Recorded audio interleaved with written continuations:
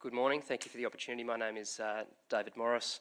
I'm the Principal Lawyer of the Environmental Defenders Office. We're a community legal centre that attempts, despite our meagre resources, to provide free legal services throughout the Northern Territory on environmental matters of public interest.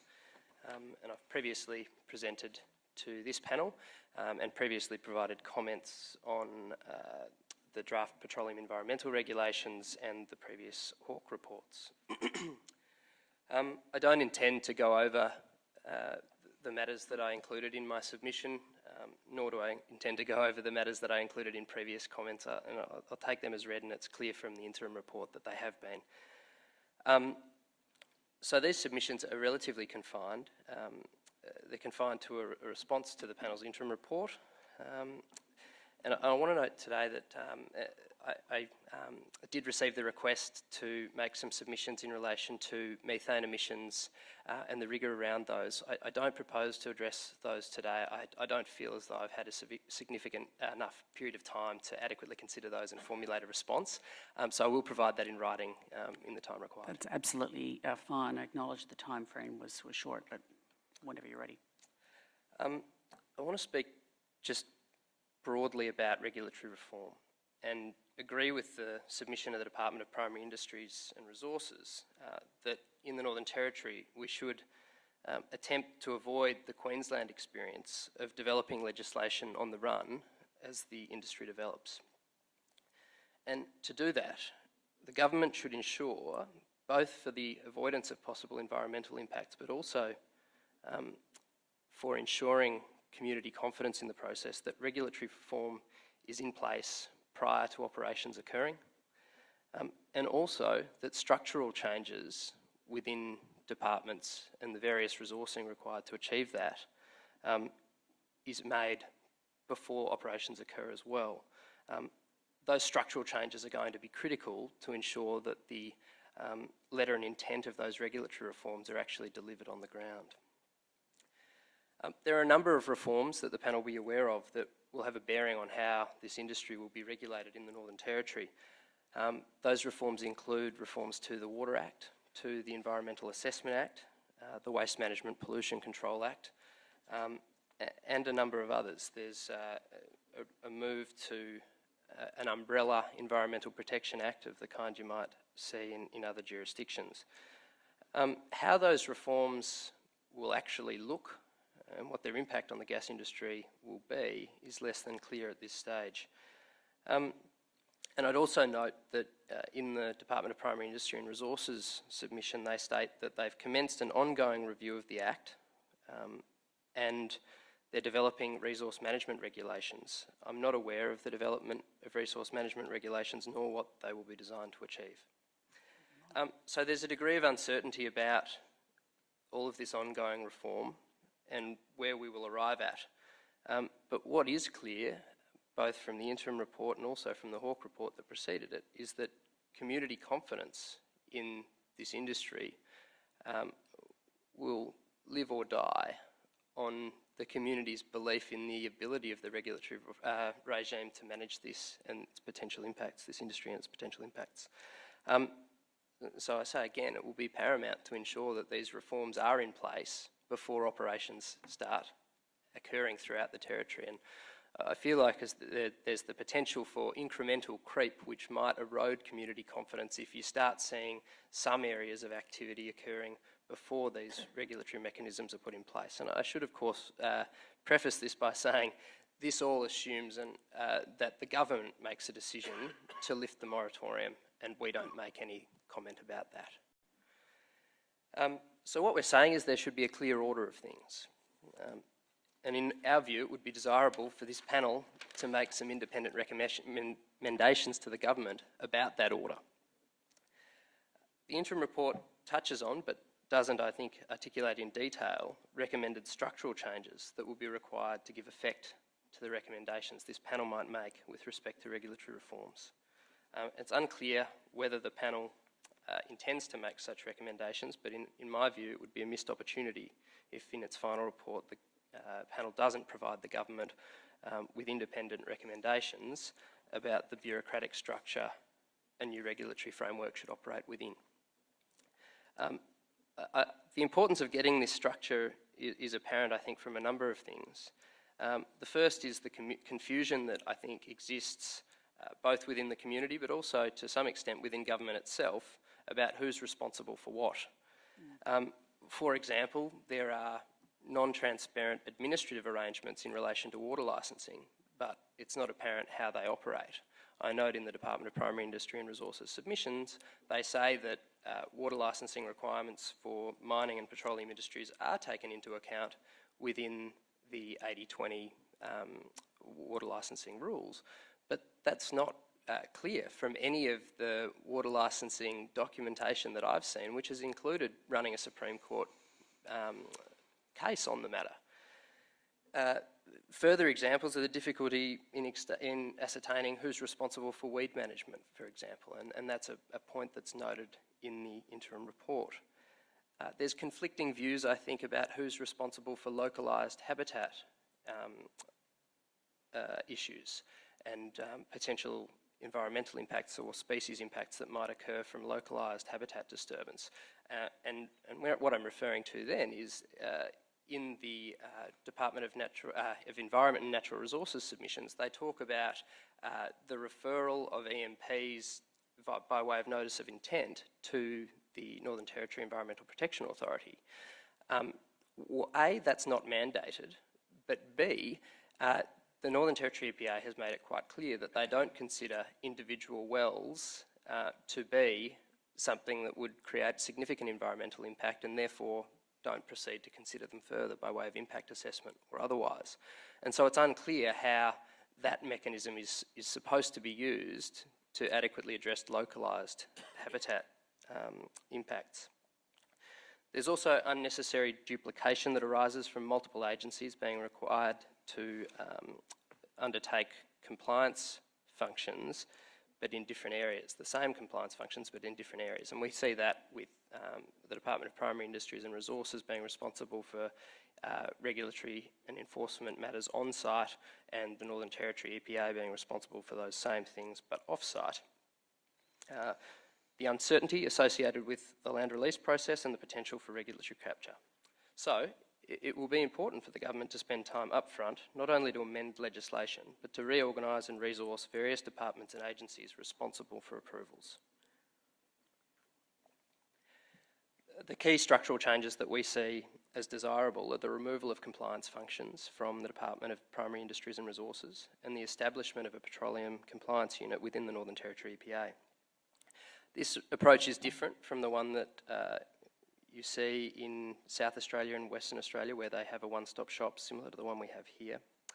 And the approach that I urge is necessarily a more resource-intensive one, because both the Department of Primary Industries and Resources and the Northern Territory EPA will be required to have staff with technical expertise in petroleum activities, whereas at the moment those staff are currently centralised within the Department of Primary Industries and Resources.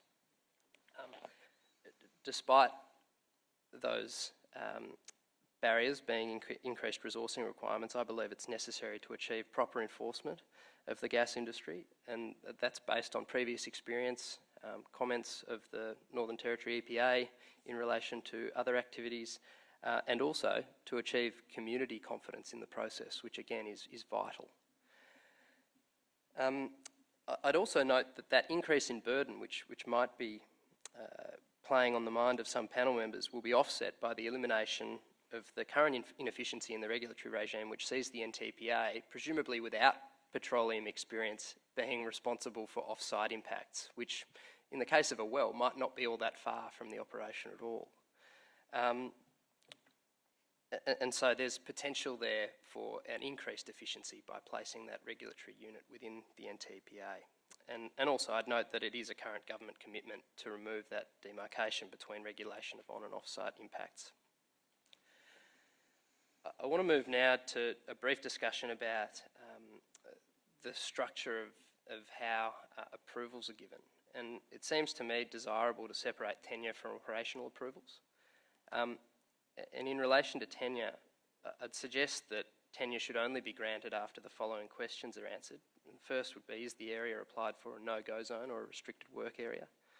If no, you would then ask, is the applicant a fit and proper person having regard to their environmental history? And then if yes, is this the best applicant applying under the current competitive bidding process, which is the way in which currently exploration permits are issued.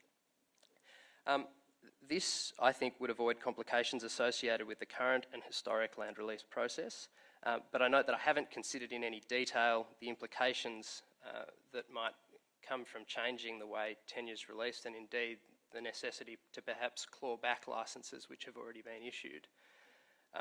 But I would comment now on the land release process, and it's described at part 14.2.2 of the 14.4.2.2 of the interim report.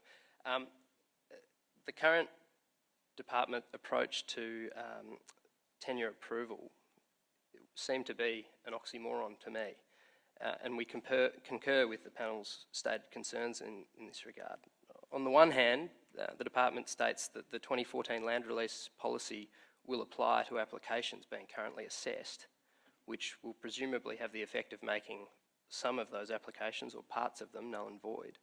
But on the other hand, they state that natural justice must be provided so as to allow the negotiating process to be completed and to avoid the risk of litigation and loss of opportunity for traditional owners to reach agreement with the applicant.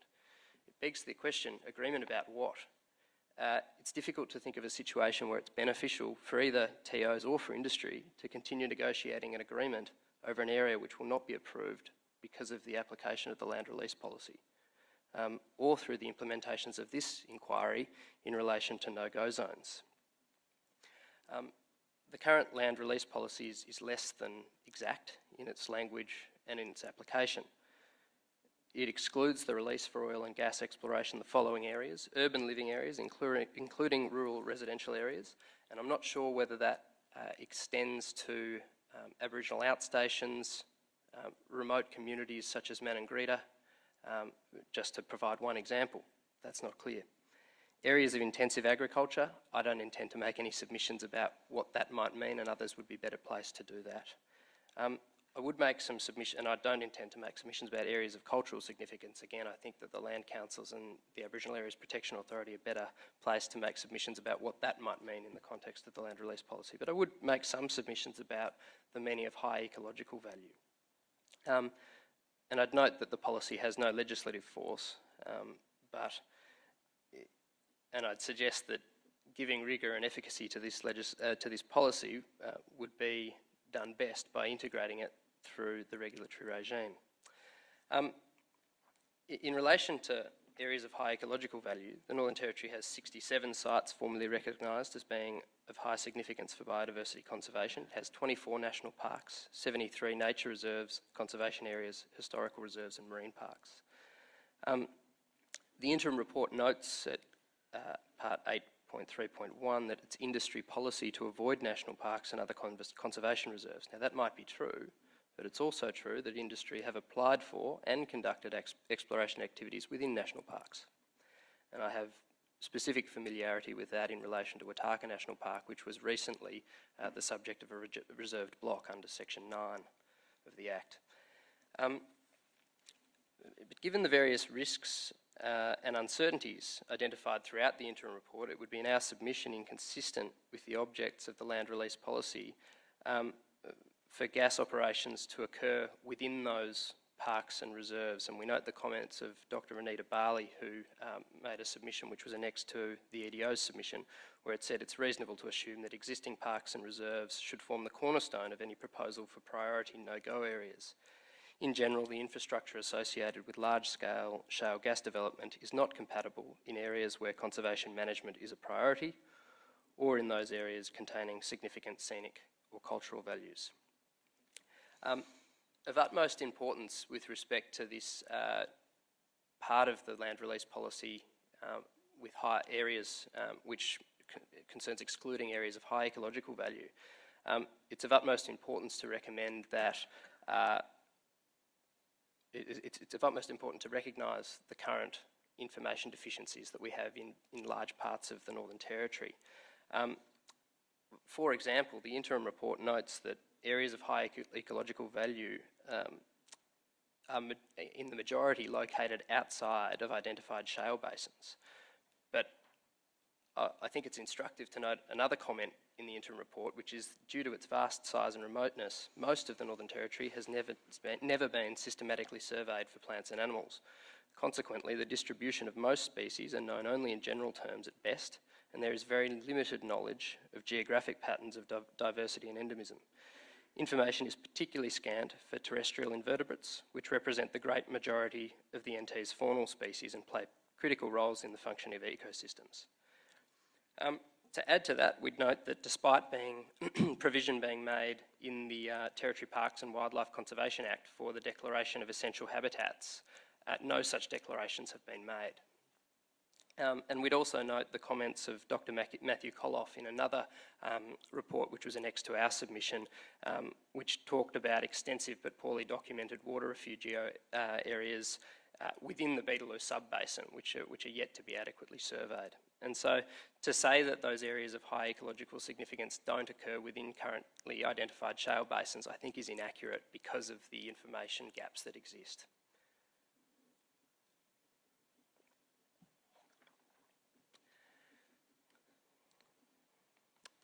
So that's what I want to say about tenure and the importance of identifying no-go zones before tenure is issued.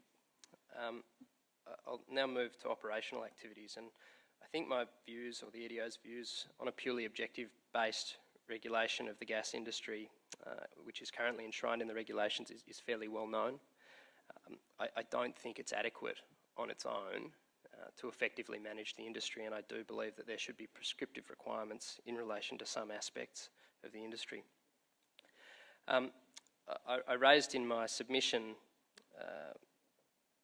the limitations of an objective-based approach in the face of scientific uncertainty, and I raised that by reference to an article by Professor Alan Randall, Towards a Risk Management Framework for Novel Interventions.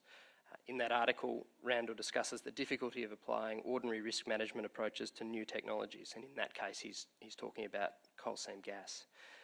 In a recent article, which I'll provide to the panel when I'm providing the information requested by letter last week, I'll provide a recent article by Murray, Andre and Prasad, which similarly examines this difficulty, but does so specifically in relation to risk-based approaches for hydraulic fracturing. In their view, the main weakness in a risk management approach is the tendency to defer risk management intervention until the innovation has been implemented and harmful consequences established. Essentially what they're saying is it's difficult to use a risk management framework when you can't readily quantify the risk. Because of that, the EDO urges, in addition to the approval of an EMP under the regulations, the requirements for a code of practice or other prescriptive measures for well integrity, baseline testing, both of methane levels in groundwater, but also of emissions, and I'll go into further detail about that in my supplementary submission, the use and disposal of water, chemical disclosure.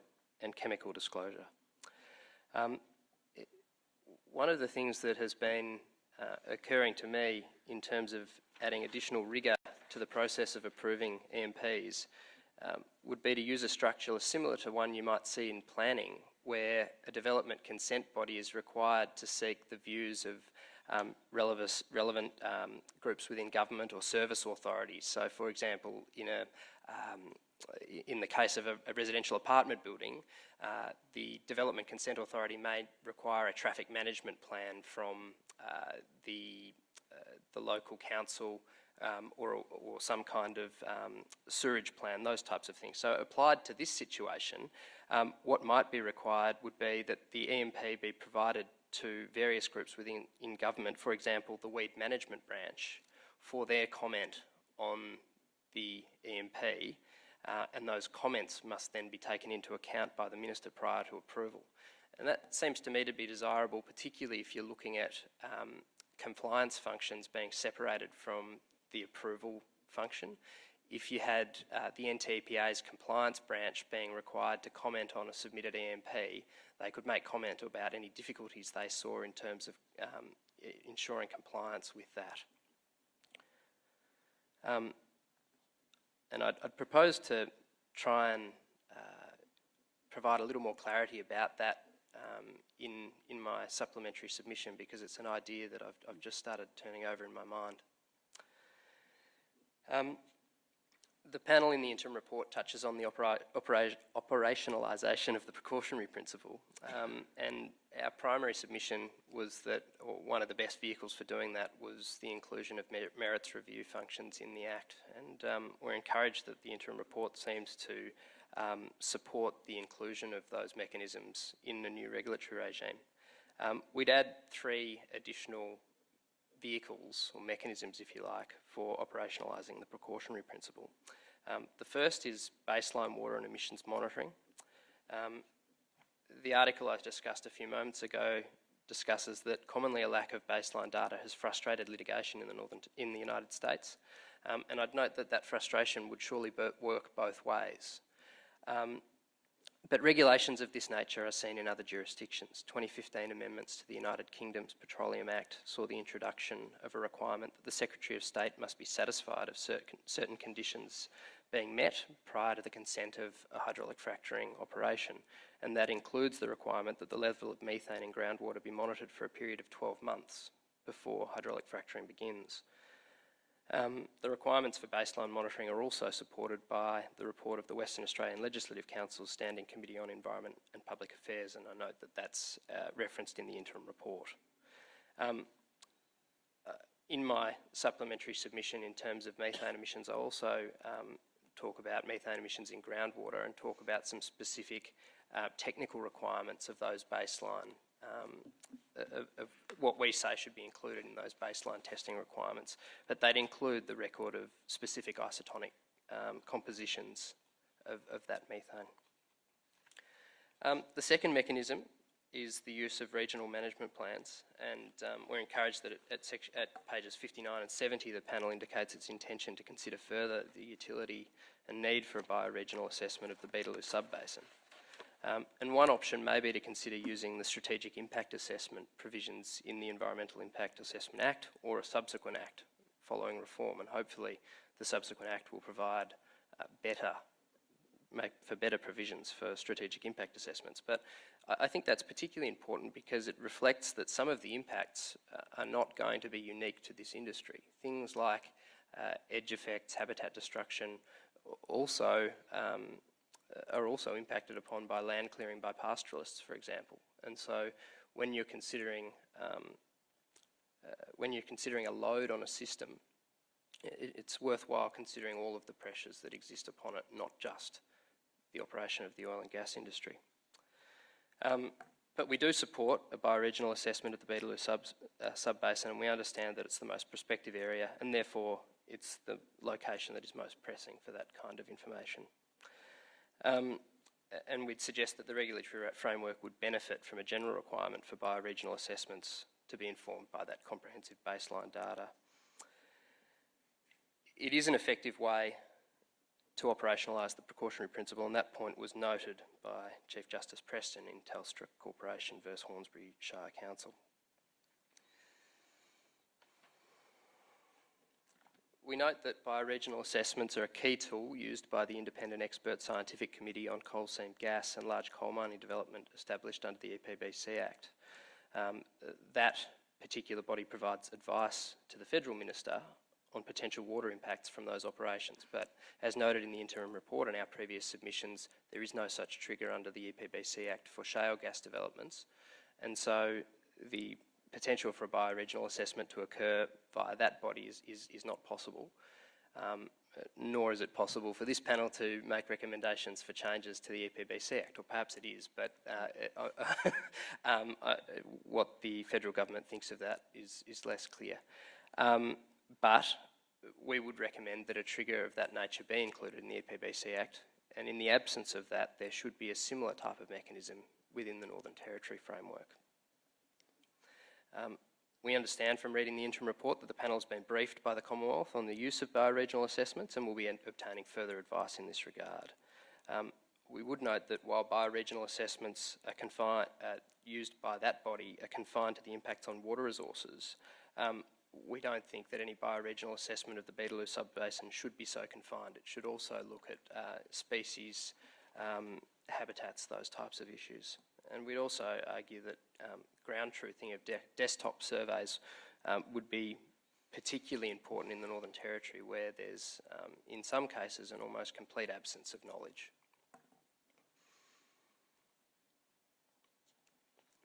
We're also encouraged that the panel will be engaging with the Alberta regulator to further investigate the potential for play-based regulation and whether that may overcome some of the difficulties that, say, the EPA in Western Australia identified, that region-wide studies are beyond the capacity of individual proponents. The final thing we wish to say about operationalising the precautionary principle is that there needs to be greater clarity around water licensing requirements. The current framework for water licensing lacks rigour, and what I've observed in the few years that I've been in the Northern Territory has been both changes in the modelling associated with water licensing. There was a truncation of the model of the period from 100 years to 30 years, which was a wetter period, and therefore meant that there was a much larger consumptive pool from which to draw water from.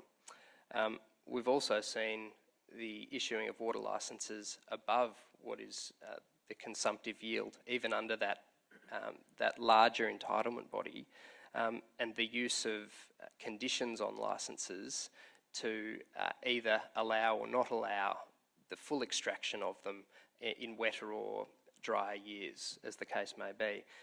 There's very little transparency about that, and there's also very little way for the government to necessarily enforce those things. And I just note that, you know, some of the things which have been allowed would seem to me to be an unacceptable impact. And for example, in a water licensing decision in relation to the Ulu aquifer, the water controller noted that the extraction of the licensed amounts were modelled to have an impact on cease flow events of Roper River, which is near Nooka, in 13 years out of the 30-year period modelled between 1984 and 2013.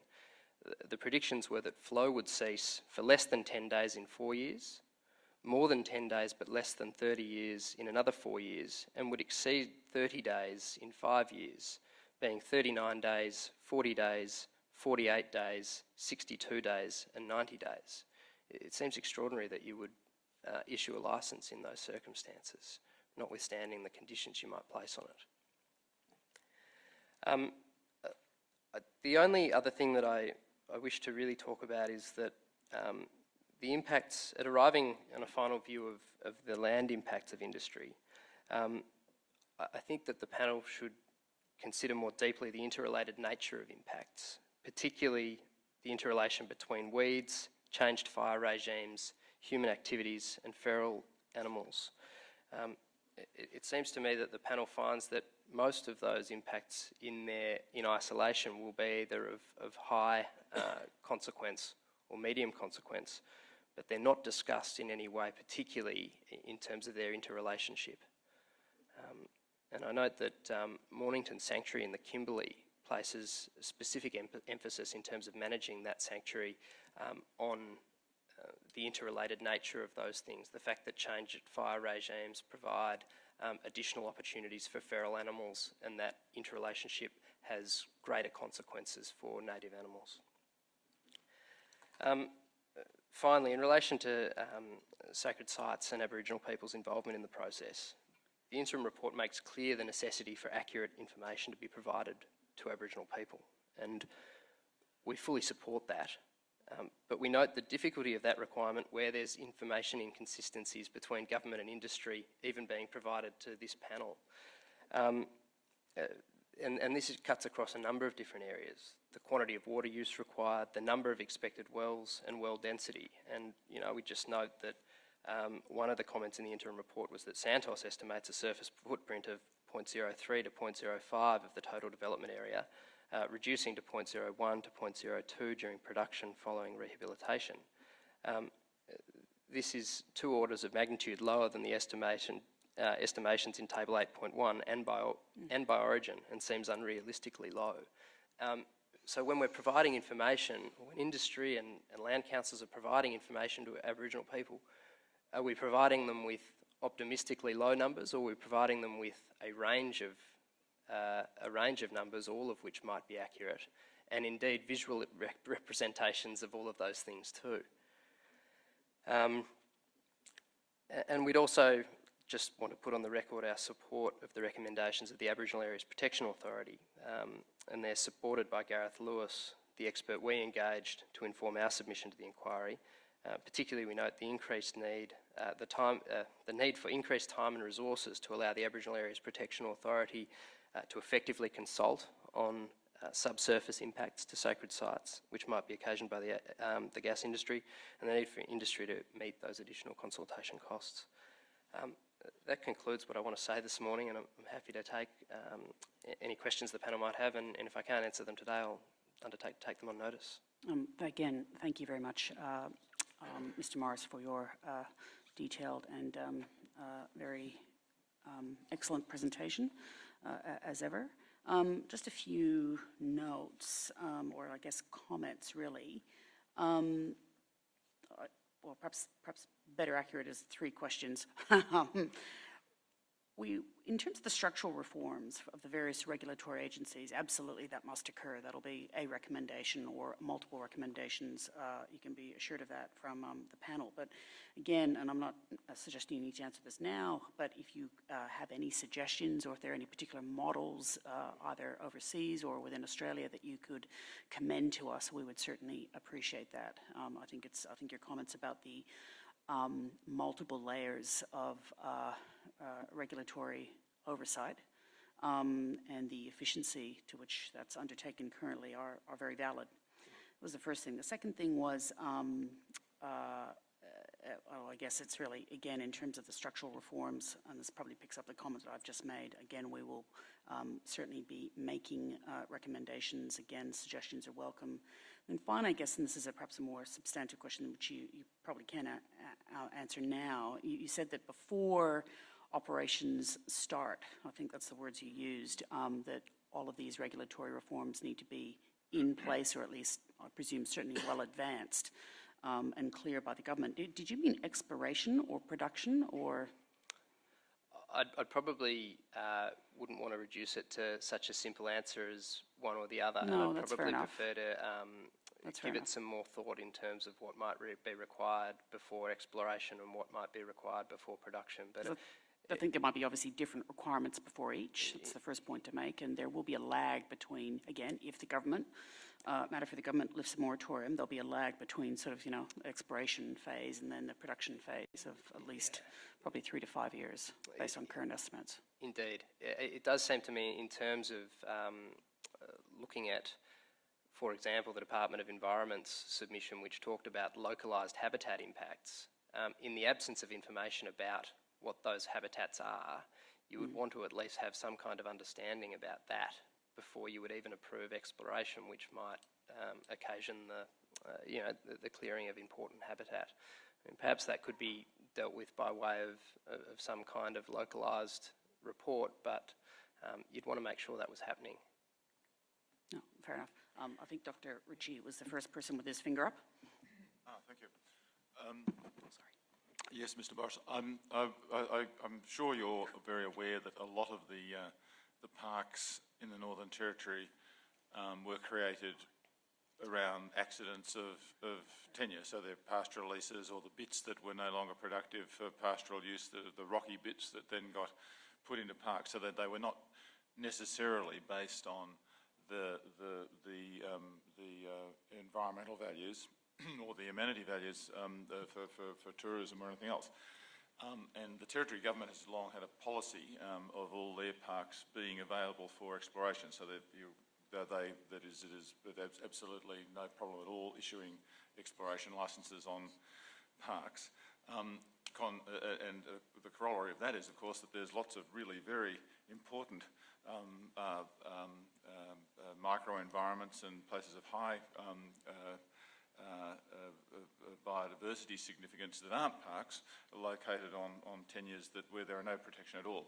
And I guess my point is that for us to take a position that for us, just as a starting point, all parks should be locked up, might reduce the possibility for the sort of trade-offs that are necessary in the real world to get protection in other areas. So I just want to put that to you as what your feelings on that might be.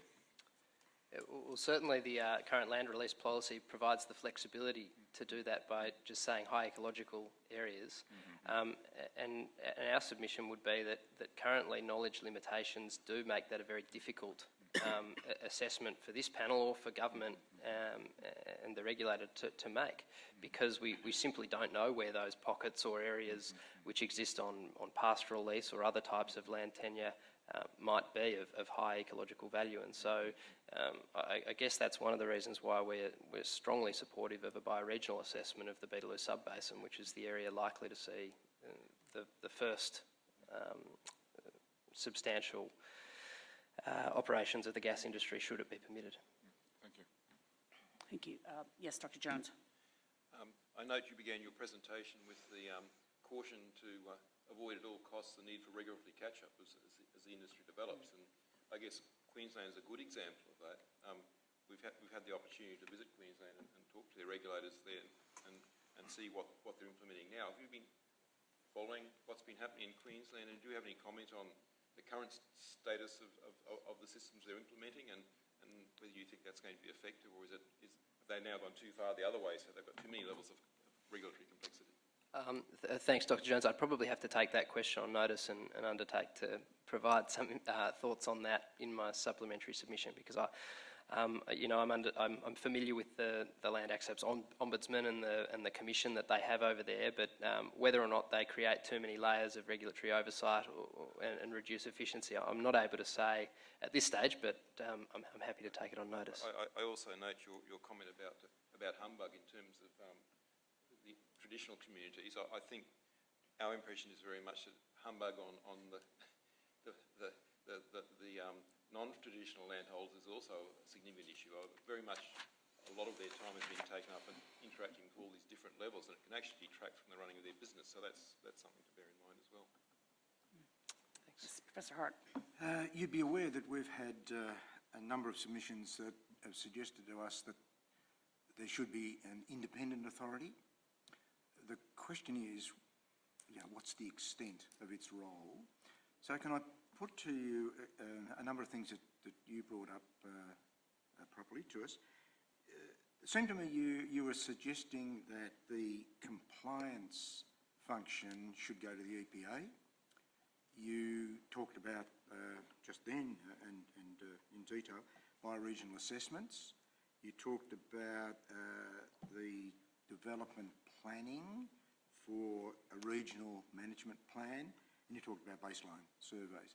So could I'm leading you a little bit here, could I put it to you that are they the functions of an independent authority, or is that going too far? Well, certainly if you look at the approach taken by the EPBC Act, they've seen it desirable to have, I guess, an independent body responsible for those bioregional assessments. And there does seem to me to be some value in that. I wouldn't necessarily think that would be something you would require of the NTPA. I think that their role should be confined to compliance activities, as opposed to assessment activities, if you like, on a bioregional level. So, but let's go to the planning. Yep. So it's been suggested to us also that there needs to be a strategic approach to this new industry, a strategic rollout, for example. Who does that? Take it on notice if you like. Yeah. Yeah, look, because we'd like some. I think I'd like to think more deeply about it. Okay. Yep. And something we're struggling with is how to, I think we already flagged in the interim report that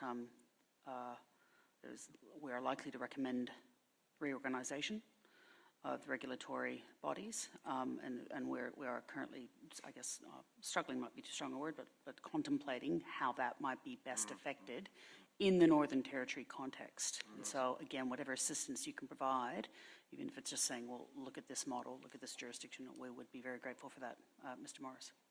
Yes. And probably, can I just add to that? It's also, Dr. Jones talked about the Queensland experience, which has come from a different framework. But it'd be good to, if you could have a look at those, Gasfields Commission and Ombudsman and so forth, your thoughts on whether that's the way to go or another way. is better. Okay. Thanks. Anyone else?